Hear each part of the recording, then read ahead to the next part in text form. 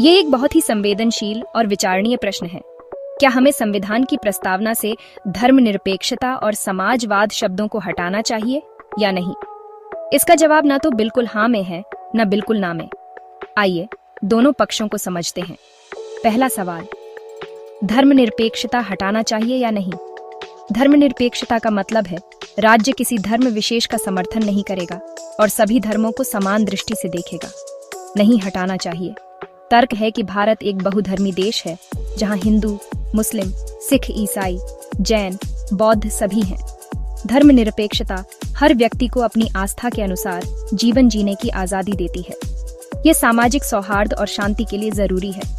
कुछ लोग मानते हैं कि सेक्युलरिज्म का राजनीतिक इस्तेमाल हो रहा है। उनका तर्क है कि भारत पहले से ही धार्मिक सहिष्णुता वाला समाज है, इसलिए यह शब्द सिर्फ वोट बैंक पॉलिटिक्स में उपयोग होता है। अब बात करते हैं समाजवाद की। समाजवाद का मतलब है आर्थिक संसाधनों और संपत्तियों का समान वितरण और सभी के लिए न्याय। नहीं, हटाना चाहिए। तर्क है कि इससे सरकार को गरीबों और वंचित वर्गों के लिए योजनाएं चलाने का नैतिक आधार मिलता है। ये सामाजिक न्याय के सिद्धांत को मजबूत करता है। कुछ लोग मानते हैं कि भारत अब मिश्रित अर्थव्यवस्था से धीरे धीरे उदारीकरण और निजीकरण की ओर बढ़ चुका है।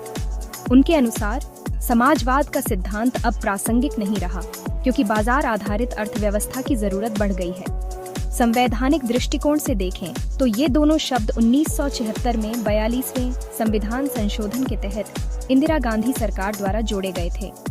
मूल संविधान में ये शब्द नहीं थे, लेकिन उनके सिद्धांत मौजूद थे। निष्कर्ष, अगर हम लोकतंत्र, समानता, धार्मिक स्वतंत्रता और सामाजिक न्याय को बनाए रखना चाहते हैं तो इन शब्दों को हटाने की कोई आवश्यकता नहीं है। हाँ, इनके व्यवहारिक अर्थों को बेहतर तरीके से लागू करने और राजनीतिक दुरुपयोग से बचने की जरूरत जरूर है।